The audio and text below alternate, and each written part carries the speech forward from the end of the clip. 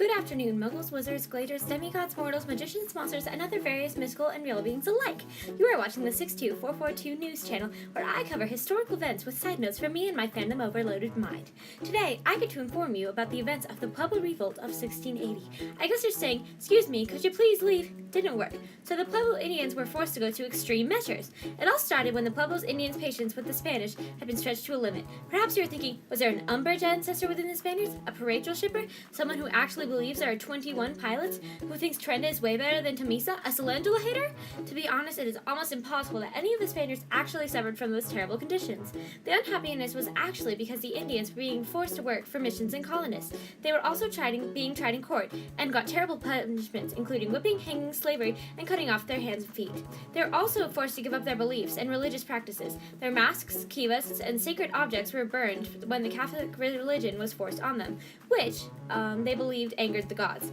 The combined factors of severe drought, a deadly outbreak of smallpox, and repeated raids from the Apache and Navajo Indians convinced them of this. Maybe Jupiter was just holding a grudge against Ceres, and Apollo was just having another battle with Mars to see who could anger and kill more people. You never really know with the gods, they really are weird. So, the Indians decided to fight back against the Spanish in order to reunite their gods and their ways. There are many small uprisings throughout the 17th century, but all were fruitless attempts compared to the Revolt of 1680. Perhaps they were lacking children of Athena, Ares, and Nike in the years prior. That would certainly make a difference.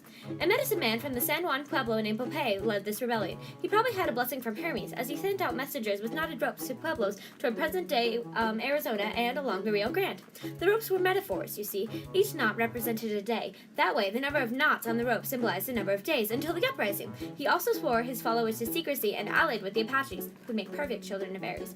The whole revolt began on August 10, 1680, when thousands of Pueblo Indians attacked Spanish settlements and missions throughout the region. This was all very strange, as none of the Indians had joined together before. Even though the Spanish were outgunned, outmanned, outnumbered, outplanned. They weren't actually outgunned, but it sounds better that way. They went against the Indians in a battle just outside of Santa Fe. But the Indians kept coming. They cut off Spanish water supply. Wait, did they make a dam? I sure hope they made a snack bar along with the dam, because you never know when you're going to want some dam fries. I have heard that Hoover Dam has especially good fries. They also surrounded the Palace of Governors.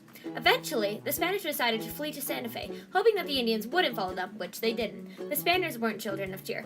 The trip down El Camino Real was difficult for the Spanish. There were few wagons and horses, so most of the refugees had to walk. They had little food and water. They sadly had no large blue baguettes. Their feet bled. Along the way, they saw horrific sights, including dead Spaniards and destroyed or burned out missions and homes. During the revolt, at least 400 Spaniards had died, 21 of them being priests, and more than 2,100 people had fled to El Paso.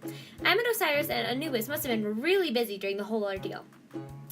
The Pueblo Indians then wanted to destroy all remnants of Spanish culture, religion, and basically any evidence that they were there at all. So, for the next 12 years, Pueblo Indians destroyed churches, homes, and buildings in attempts to restore their own religion and culture. This task proved to be impossible because the Spanish had ruled for the 80 years prior. All the events that happened after this point will have to be covered another day, sadly. Thank you all for tuning in. I'm coming back for you, Calypso. I swear it on the river Styx. Don't forget the code words to tune in next week. Float, catch, bleed, death, stiff, push.